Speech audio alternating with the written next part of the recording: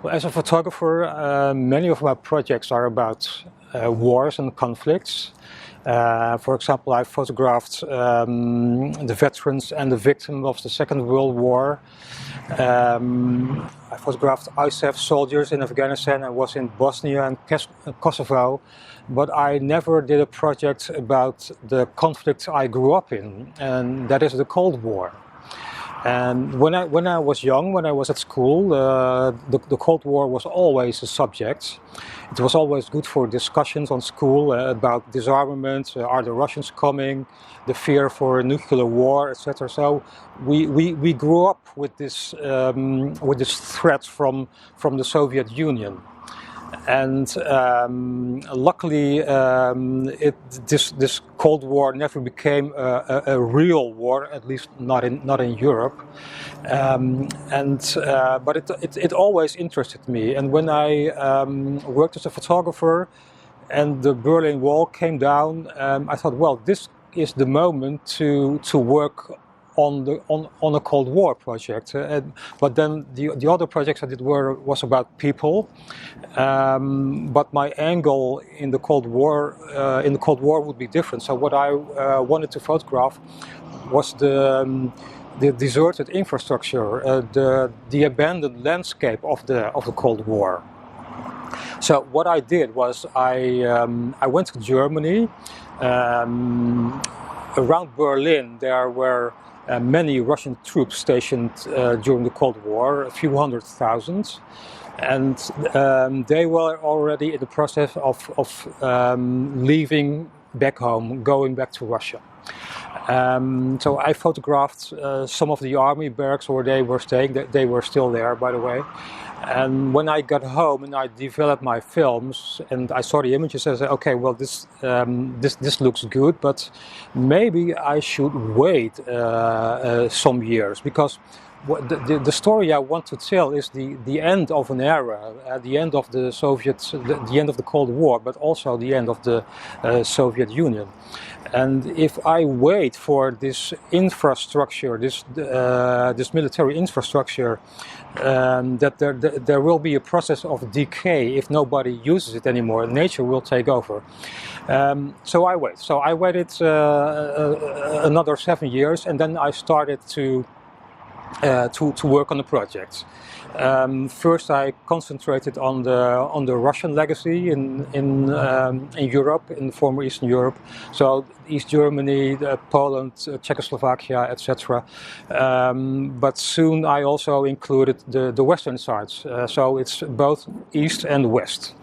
And what I did was I spent a lot of time looking for locations of deserted infrastructure through whole Europe. And when I had some useful locations, I went over there, made my photos, and also talked a lot with the people who were living around this place. Because the trouble with finding these places is they are neglected, they are not interesting anymore, nobody really knows about it, and it's hard to find the location, hard to find the information. But when you are on such a place, then people tell you, well, hey, you should go to the next town, and there in that forest you can find this old deserted military base. So that's the process of how in 11-12 years I managed to make this series in 10 European countries. So from London till Moscow and everything in between. This photo is I made it in an old Air Force base of the Russians in Germany, and what you see is a wall painting of Lenin. When I made a photo, the Russians left years ago, so it's all in decay, it's peeled off, but it's still visible. And this also says something about the old Soviet Union, the end of an era. This is very, very symbolic. And a very nice detail about this painting is you see here this little door, and behind that is the fire extinguisher. What you see behind me here is a photo of a Russian army base. and such a base was normally sealed off of the rest of the world. So the soldiers lived there, the officers, they brought their wives and children, and it was really a town separate from the rest of where they lived. So in order to make them feel at home, they had all kind of decorations. For example, this wall here. You see here the achievements of the Soviet Union. For example, here this is a happy family, waterworks, agriculture, industry. So the achievements of the Soviet Union all pictured on this wall. And as you can see, the wall is in decay, and it's as the Soviet Union went in decay. So these are the remains of an era. Well, the interesting thing of all the objects you see in this exhibition, that it's not only about the Cold War. Many of them have more history. These objects were used in other wars as well. The First World War and the Second World War. And when such a conflict is over, they close it, and with the next war they use it again. And here is a very good example of these layers of history. What you see here is a Russian shooting range in Germany. Actually, it's much older. It was built in times of the German Empire, so before 1914. So the troops of the German Emperor, the Kaiser, they practiced here for World War I. And then the Kaiser left and the Nazis came, and the Nazis did their target practicing here for the Second World War. The Nazis were kicked out and the Russians arrived, and they did their training here. So they used this Russian tank here to do for target practicing. This little bunker here is from the Kaiser's time. And then the Russians left, and the West German army, the Bundeswehr, is doing their practicing here today. So this is the red signpost. So you see here so many layers of history in only one image. This photo here, this is from my own country, from the Netherlands. It's actually on the border of the Netherlands with Germany, so, but on the Dutch side. What you see here, this concrete structure, is an aerial watchtower. And in the Cold War, there were volunteers. They were standing on top of the tower, and they were looking in the eastward direction of Germany to observe possible incoming Russian airplanes. And, the thing was that Russian airplanes could fly under the radar, so they would not be visible. So you needed real eyes for it to spot them. And these structures are still in the Netherlands. There used to be 12 at the border with Germany, and today there are something like 3 or 4 left. Well, on all the images, there are no people visible. It's all about infrastructure, and the infrastructure, when you're not familiar with it, it can be bizarre. I mean, it could be a film set of Dr. Strangelove. And but these are the spaces I have to work with. So they are bizarre enough from themselves. But what I did want to include was a kind of a biographical element, because there are no people here. But in the end, it's about people, of course. But there was one site where I found this biographical element. Maybe we should walk over here. Well, the biographical elements I found here on this army cemetery very close to Berlin. So the Russians, they had their bases. They were like little towns with supermarkets and schools, but people died there also. I mean, they were there for decades, and they had their own cemetery. So this is one of them.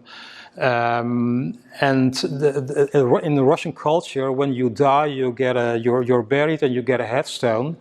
But they have those little portraits on the headstones, and that's exactly the element I needed to include a kind of a human presence in it. So, and you see here a soldier. He died at a young age.